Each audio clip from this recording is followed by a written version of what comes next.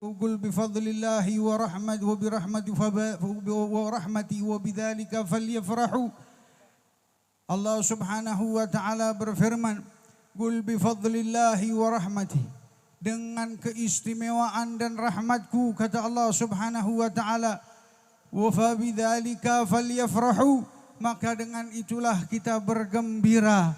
Maka dengan wasilah itulah sahibul majlis diberikan oleh Allah sebuah amanah yang untuk mengundang sekian banyaknya kita yang terundang di sebuah majelis ini untuk bergembira atas keistimewaan dan rahmat Allah Subhanahu wa taala, yaitu Nabi Muhammad sallallahu wasallam wa baraka alaihi wa ala alihi.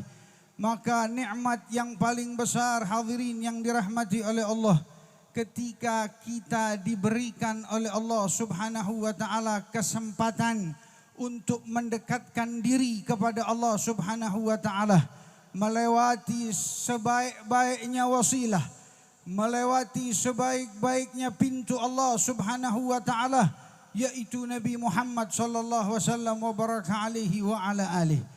Sehingga perkumpulan yang semacam ini, Al-Habib Ali bin Muhammad Al-Habsyi sahibul maulid, beliau mengatakan, "Masyi kama majma' maulid yujallil kurub, dha waktu taubataka yal 'asi idza batatu." Disinilah tempat kita bertaubat kepada Allah Subhanahu wa taala.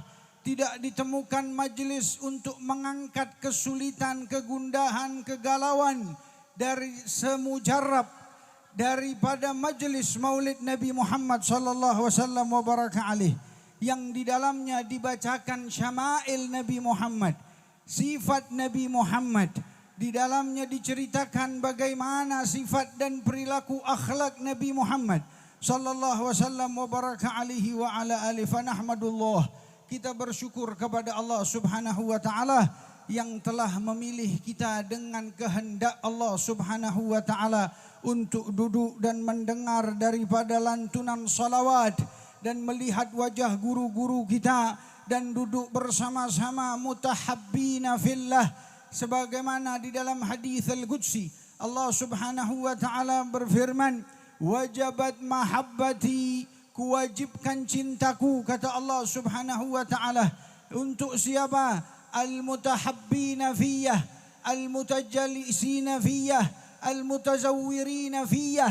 Mereka orang-orang yang saling mencintai karenaku, berkumpul karenaku, duduk karenaku, dan berkunjung karenaku, kata Allah Subhanahu wa taala. Wajabat mahabbati, maka kuwajibkan cintaku untuk mereka. Alhamdulillah, pada hari ini tidaklah Allah kumpulkan kita, melainkan Allah menginginkan kita mendapatkan rahmatnya. Allah menginginkan kita mendapatkan keberkahannya. Allah menginginkan kita mendapatkan pengampunannya. Dan Allah menginginkan kita meraih cinta Allah Subhanahu wa ta'ala. Hadirin yang dirahmati oleh Allah, di dalam acara maulid kiranya tidak ada kalimat yang pantas untuk diucapkan selain menceritakan tentang bagaimana Nabi Muhammad sallallahu wasallam wa baraka alaihi, yang apabila diceritakan atau dikisahkan, maka tidak ada satupun makhluk, satupun manusia yang dapat mengumpulkan atau merangkum atau memenuhi daripada satu kitab berjilid-jilid tentang keistimewaan Nabi Muhammad sallallahu wasallam wa baraka alaihi. Bicara tentang bagaimana akhlaknya, mungkin akan berjilid-jilid kitab berbicara tentang akhlak Nabi Muhammad sallallahu wasallam wa baraka alaihi. Berbicara tentang keindahan rupa Nabi Muhammad, maka didapati berjilid-jilid kitab menceritakan tentang rupa Nabi Muhammad sallallahu wasallam wa baraka alaih. Berbicara tentang rendah hatinya Nabi Muhammad, maka ulama menulis berkitab-kitab tentang sifat tawadhu'nya Nabi Muhammad sallallahu wasallam wa baraka alaih, dan seluruh sifat yang terpuji di dalam jiwa Nabi Muhammad, yang sehingga Allah berfirman dan diabadikan di dalam Al-Quran, "Wa innaka la'ala khuluqin azim." Sesungguhnya di dalam jiwa Nabi Muhammad terdapat akhlak budi pekerti yang sangat mulia. Maka dari itu Allah Subhanahu wa ta'ala menjadikan Nabi Muhammad adalah seorang uswah, seorang yang diciptakan sempurna, maksum dari segala macam bentuk kesalahan, diciptakan oleh Allah untuk menjadi panutan dari segala aspek kehidupan. Mereka orang yang berumah tangga, Nabi Muhammad adalah suami yang terbaik. Ketika orang ingin berdagang, Nabi Muhammadlah Al-Amin, orang yang paling amanah, orang yang paling pandai di dalam berdagangnya. Ketika orang ingin bagaimana berdakwah, maka Nabi Muhammad dengan caranya itulah yang terbaik yang dilakukan oleh Rasulullah. Seluruh aspek kehidupan Nabi Muhammad sallallahu wasallam wa baraka alaih sengaja Allah ciptakan agar menjadi panutan untuk semua manusia. Maka dikisahkan di dalam beberapa bait syair sifat Nabi Muhammad sallallahu wasallam wa baraka alaih. Dikatakan bahwa Rasulullah itu yu'ti biqutihi wa yabitan ja'i'ah wa la yarda ahadun min jarihi dha'i'ah. Nabi Muhammad itu sifatnya, perilaku Rasulullah, kalau sudah malam hari maka makanan pokok al-gud, makanan pokok Nabi Muhammad. Makan malam Rasulullah sallallahu wasallam wa baraka alaih, dia ambil dan keluar mencari orang yang lapar dan diberikan oleh Nabi Muhammad. Wa yabitan ja'i'ah, dan dia tertidur dalam keadaan lapar. Itulah Nabi Muhammad sallallahu wasallam wa baraka alaih. Wa la yarda ahadun min jarihi dha'i'ah, dan Nabi Muhammad tidak rela kalau tetangganya ada yang terlantar. Itu Rasulullah sallallahu wasallam wa baraka alaih. Maka Nabi Muhammad selalu menghampiri satu persatu tetangganya di malam hari, dan dia tidak bisa tidur kalau belum mereka semua dalam keadaan tenteram. Itulah Nabi Muhammad sallallahu wasallam wa baraka alaih. Dan dikatakan lagi Rasulullah sallallahu wasallam wa baraka alaih oleh riwayat Sayyidina Ali bin Abi Talib. Sayyidina Ali mengatakan, ketika ditanya bagaimana Nabi Muhammad, bagaimana Rasulullah sallallahu wasallam wa baraka alaih, maka Sayyidina Ali mengatakan, man ra'ahu badi'atan habah.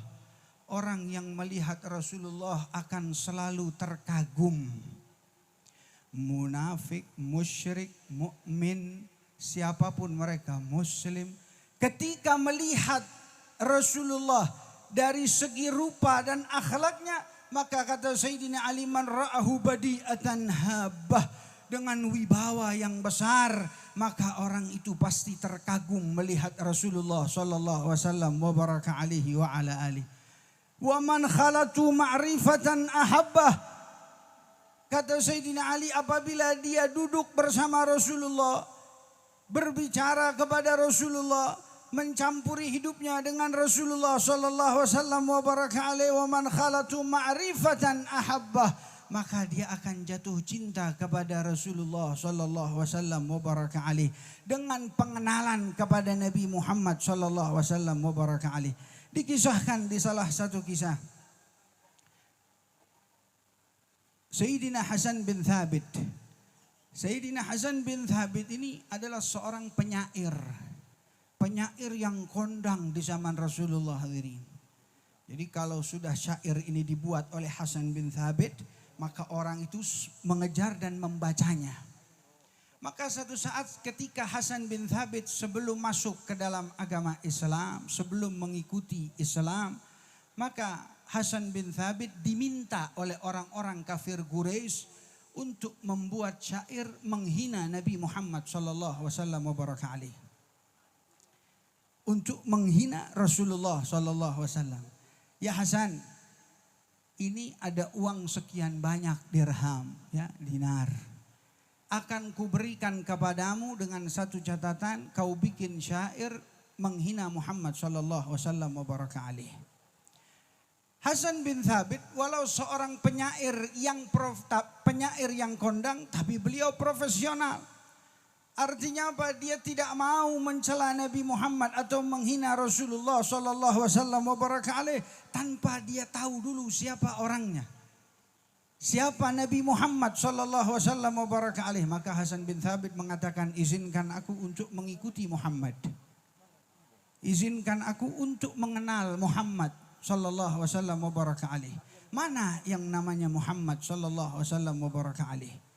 Maka kafir Quraisy mengatakan, kau ikuti Muhammad. Kau ikuti Muhammad dan setelah itu kau buatkan syair untuknya. Untuk menjatuhkan Rasulullah sallallahu alaihi wasallam wa baraka alaihi. Hari pertama Hasan bin Thabit mengikuti Nabi Muhammad. Dia lihat bagaimana Rasulullah bersama keluarganya. Dia lihat bagaimana Rasulullah duduk dengan para sahabatnya. Dia lihat bagaimana Rasulullah duduk dengan orang-orang yang kufar yang berada di sekitar Nabi Muhammad sallallahu alaihi wasallam wa baraka alaihi. Dan dia lihat Rasulullah masuk ke dalam pasar dan bermuamalah di dalam pasar. Hasan bin Thabit hari ketiga kembali kepada kafir Quraisy dan mengatakan, ambillah seluruh uangmu. Setelah itu Hasan bin Thabit terkenal dengan syairnya. Dia tulis sebuah syair, ma ahsanu minka lam tara qattu ainin wa ma ajmalu minka lam talidin nisa'u wa ma ahsanu minka lam tara qattu ainin. Yang lebih indah darimu tidak ada lagi terlihat oleh mata, wahai Nabi Muhammad sallallahu alaihi wasallam wa baraka alaihi, kata Hasan bin Thabit. Wa ma ajmalu minka lam tara qattu wa ma ajmalu minka lam talidin nisa'u. Dan yang lebih indah darimu tidak akan lagi lahir dari rahim wanita manapun, kata Hasan bin Thabit. Khuliqta mubarra'an min kulli aibin. Engkau ini diciptakan terbebas daripada celah. Engkau ini terbebas daripada satu kejelekan di dalam rupa ataupun akhlak.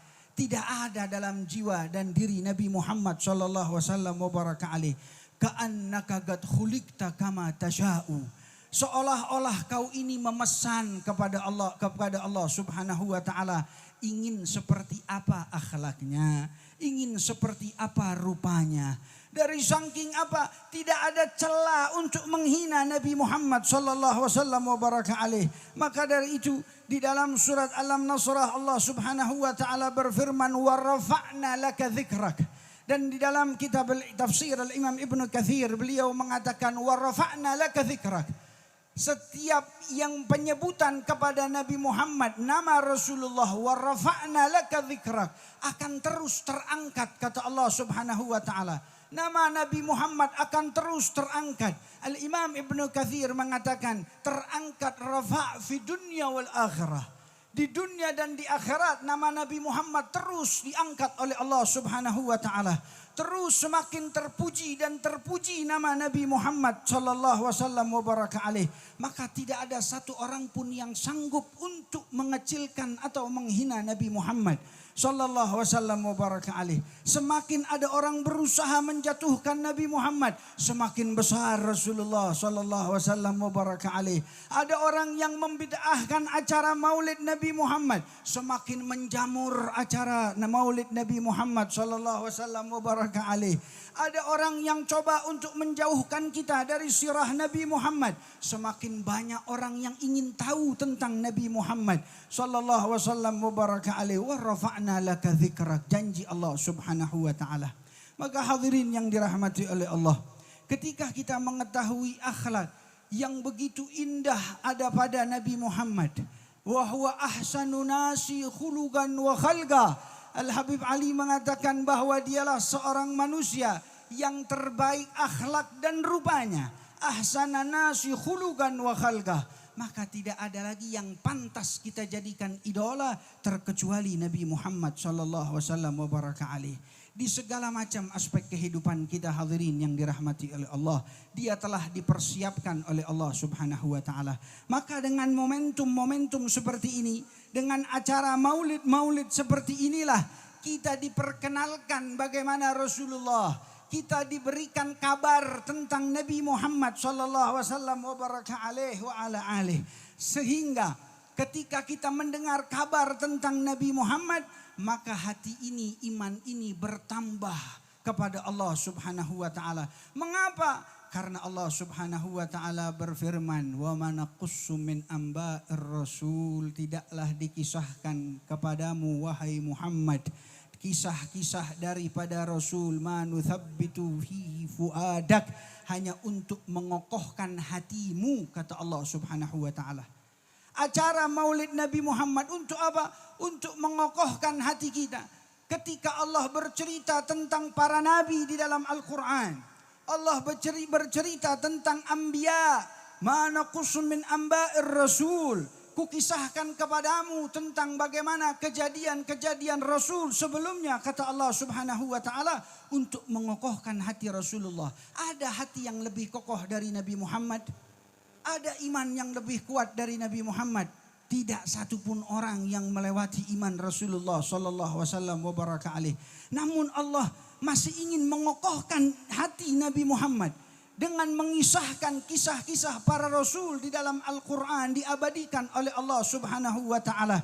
Maka ketika itu menjadi sebuah pengokohan iman, ketika dibacakan cerita tentang para rasul, bagaimana kita yang membaca daripada kisah Sayyidur Rasul, pemimpin daripada Rasul, pemimpin daripada Nabi, kekasih Allah Subhanahu wa taala. Kalau Ibrahim sebagai Halilullah, maka Nabi Muhammad adalah Habibullah.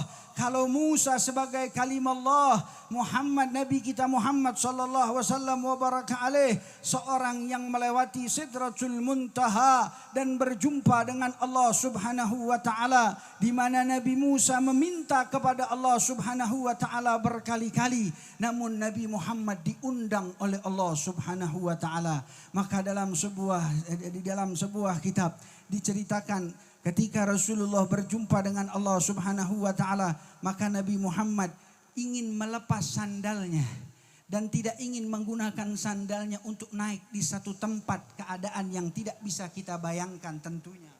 Maka saat itu Allah Subhanahu wa taala mengatakan, pakai sandalmu wahai Muhammad.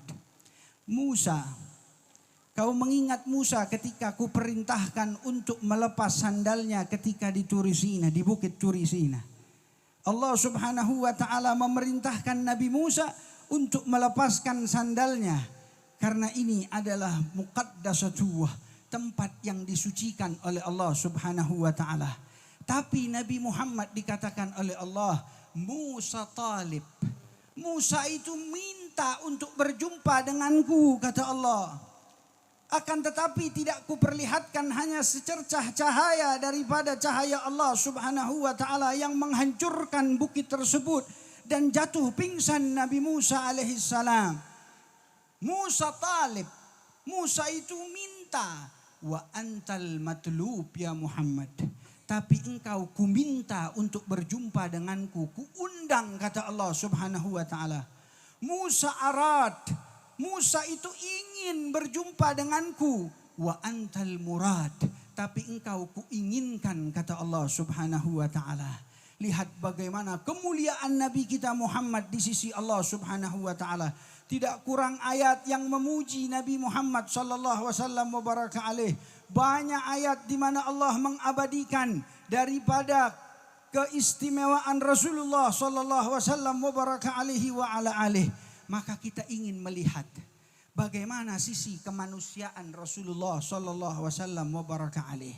Kita lihat apa yang dilakukan Rasulullah terhadap wanita. Apa pesan Nabi Muhammad kepada wanita? Rasulullah berpesan di Haji Wada. Tidak tanggung hadirin dan hadirat. Rasulullah berpesan di Haji Wada. Apa kata Nabi Muhammad? Usikum bin nisa'i khaira.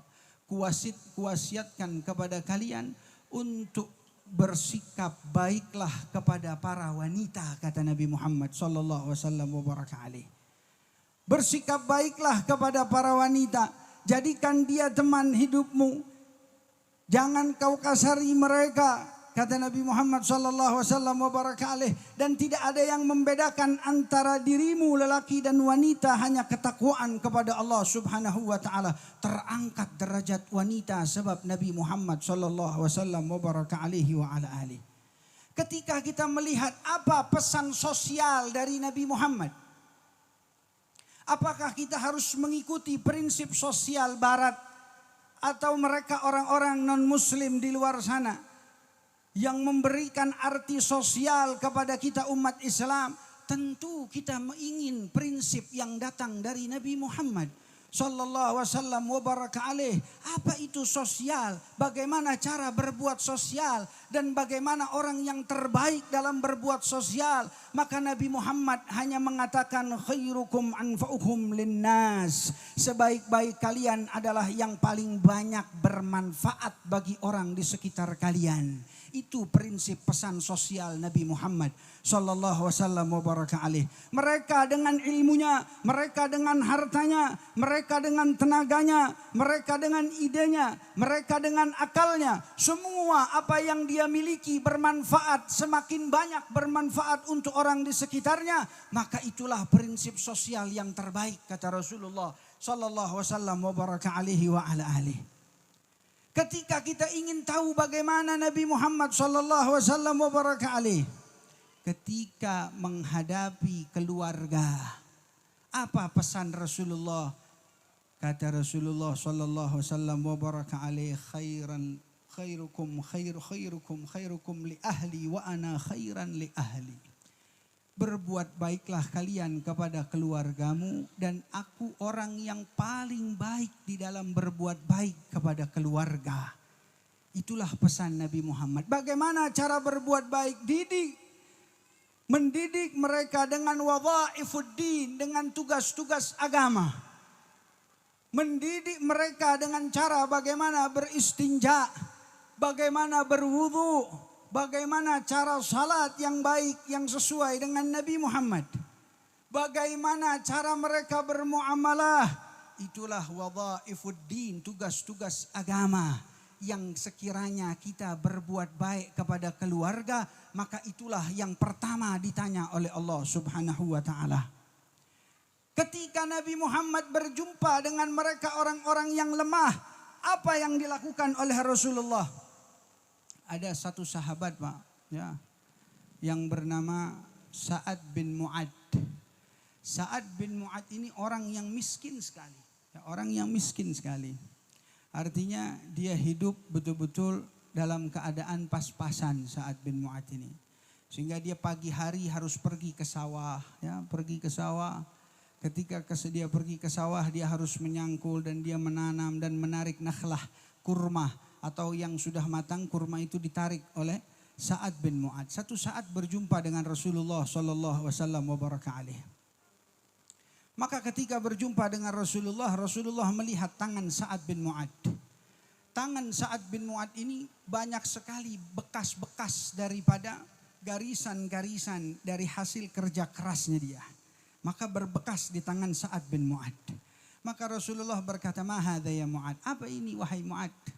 Kata Rasulullah, kata Sa'ad bin Mu'ad, "Ya Rasulullah, ini adalah bekas di mana aku bekerja bertani ya Rasulullah."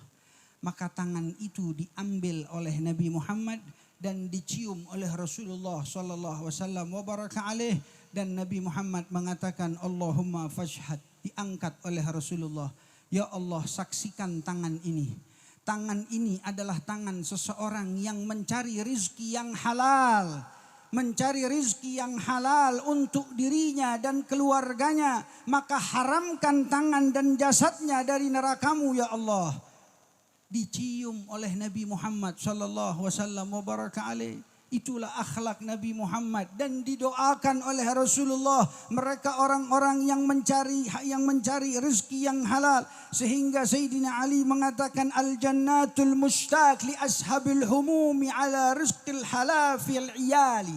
Mereka surga rindu kepada mereka orang-orang yang selalu memikirkan rezeki yang halal untuk keluarganya. Walaupun susah payah mereka mencari sedikit hasilnya, tapi halal yang dia dapatkan, maka al-jannah mushtaq, kata Sayyidina Ali bin Abi Thalib. Maka surga rindu kepada orang-orang yang demikian, yang tidak sembrono mencari rezekinya, tidak yang haram, tidak yang subhat. Mereka mencari rezeki yang halal walaupun sedikit tapi halal. Itulah yang diinginkan oleh Rasulullah sallallahu wasallam wa baraka alaih.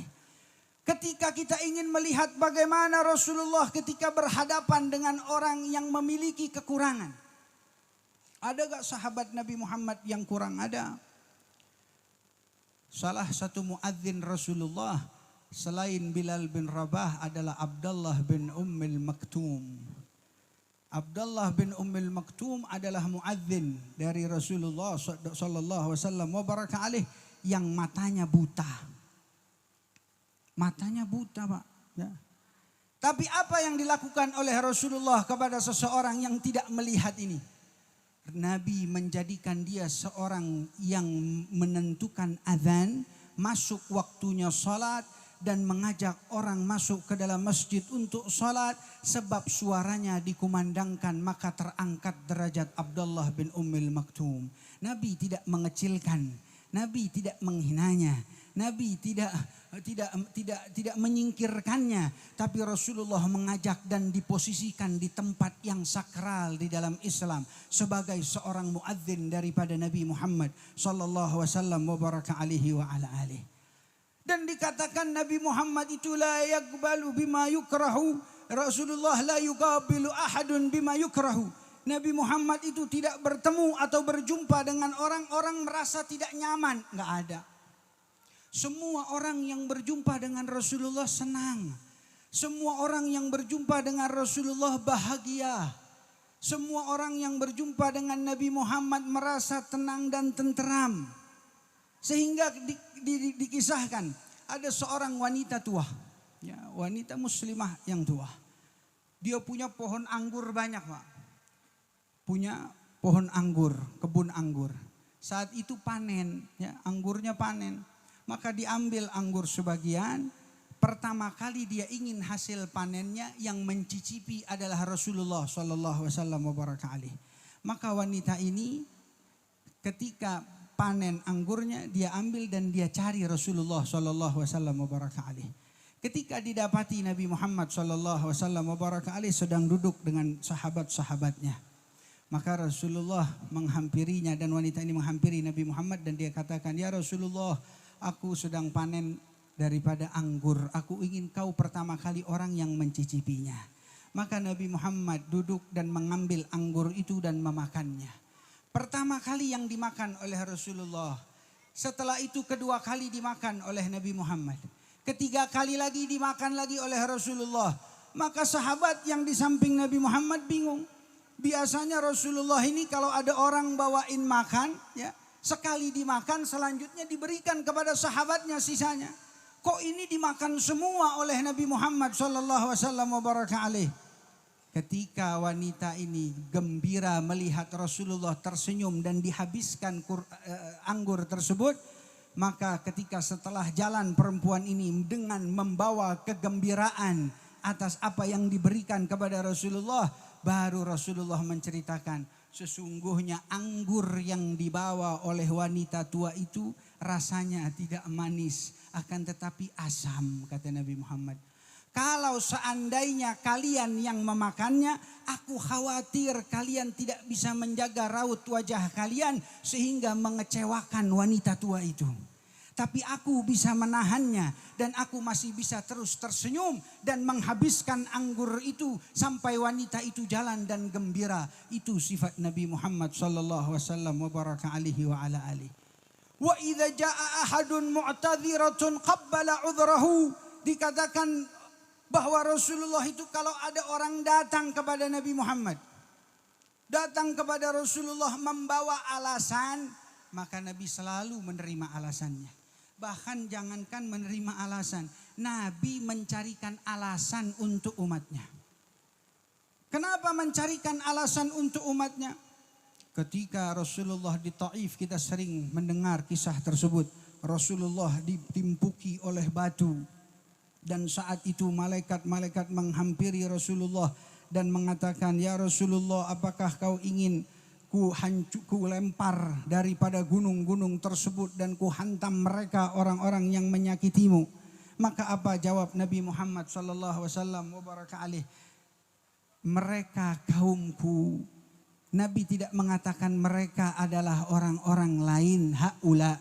Tidak, tapi Nabi mengatakan humul qaumi, mereka kaumku, fa innahum la ya'lamun. Mereka tidak mengetahui, kata Rasulullah sallallahu alaihi wasallam wa baraka alaih. Siapa yang mencarikan alasan? Nabi Muhammad yang mencarikan alasan. Dicarikan alasan oleh Rasulullah agar apa? Agar kata Nabi Muhammad, aku berharap dari anak cucunya kelak ada yang beriman kepada Allah Subhanahu wa taala. Anak cucunya kelak ada yang beriman kepadaku dan mengerjakan syariatku, kata Nabi Muhammad sallallahu alaihi wasallam wa baraka alaihi wa ala alihi. Begitu indahnya akhlak Nabi Muhammad. Maka hadirin yang dirahmati oleh Allah, perkumpulan kita pada pagi hari ini, dari awal kita kumpul pagi hari sampai saat ini, semua isinya adalah ungkapan kita kepada Rasulullah, kagum kita kepada Nabi Muhammad sallallahu alaihi wasallam wa baraka alaihi. Apakah kita sudah termasuk orang yang mencintai Nabi Muhammad? Apakah kita termasuk orang yang mencintai Rasulullah? Mungkin masih jauh. Karena orang yang mencintai seseorang maka mereka selalu iqtida'u bih, selalu mengikutinya, segala halnya mengikutinya. Kita mungkin masih banyak kekurangan. Maka kita orang yang kagum kepada Rasulullah dan menginginkan untuk mencintai Nabi Muhammad sallallahu alaihi wasallam wa baraka alaihi. Maka Imam Ghazali mengatakan, ketika seseorang mencintai seseorang itu ada 3 hal. Sebabnya itu 3. Yang pertama adalah al-jamal, karena keindahan. Ada orang indah, bagus, cakep, cantik, ganteng, ya. Atau laut yang indah, langit yang bagus. Orang suka. Karena apa? Al-jamal. Keindahan. Yang kedua kata Imam Ghazali adalah al-kamal. Kesempurnaan. Thayyib, baik orang ini tidak indah, tapi sempurna dalam berbuat baik. Maka orang mencintainya karena kesempurnaan perbuatan baiknya. Yang ketiga adalah an-nawal. Apa an-nawal? An-nawal adalah jasa. Di mana ketika kita diberikan jasa oleh seseorang, terus menerus diberikan jasa, maka mau tidak mau semakin lama akan mencintai orang tersebut karena jasanya. Kalau 3 hal ini satu saja bisa menjadikan alasan kita mencintai seseorang, 3 hal ini ada pada Rasulullah sallallahu alaihi wasallam wa baraka alaihi. Dialah manusia yang paling indah, dialah manusia yang paling sempurna, dan dialah manusia yang jasanya terbesar di dalam kehidupan kita. Yaitu mengenalkan kita kepada tauhid, menggiring kita kepada surga Allah Subhanahu wa taala, dan memberikan syafaatul uzma yang ada pada Nabi Muhammad sallallahu wasallam wa baraka alaihi. Maka kita berharap hadirin yang dirahmati oleh Allah, tidak kita bubar dari majelis ini melainkan Allah mengampuni dosa-dosa kita dan dosa kedua orang tua kita dan semua keluarga kita dan guru-guru kita, dan kita minta agar guru-guru kita dijaga oleh Allah Subhanahu wa taala, dan kita diberikan taufik oleh Allah untuk imtithalil amr, menaati perintah Allah dan menjauhi larangan Allah. Kita butuh taufik dari Allah Subhanahu wa taala. Maka pasang niat di majelis yang mulia ini. Di mana lagi kita ingin meminta kepada Allah kalau bukan di tempat-tempat yang dimuliakan oleh Allah Subhanahu wa taala, tempat-tempat yang dijanjikan rahmat oleh Allah, tempat yang dijanjikan keberkahan oleh Allah. Maka jangan sia-sia kita pulang dari hari ini pada saat ini, terkecuali kita bawa Nabi Muhammad ke dalam rumah kita, bawa Rasulullah dengan sunnahnya di dalam rumah kita, dan isi hati kita kepada berusaha mencintai Nabi Muhammad sallallahu wasallam wa baraka alaihi wa ala alihi. Allahumma hdina bihudak waj'alna mimman yusari'u fi ridhak wa la tuwallina waliyan siwak ولا تجعلنا ممن خلف عمرك وعصاك حسبنا الله ونعم الوكيل ولا حول ولا قوة إلا بالله العلي العظيم وصلى الله على سيدنا محمد وآله وصحبه وسلم والحمد لله رب العالمين والعفو منكم والسلام عليكم ورحمة الله وبركاته.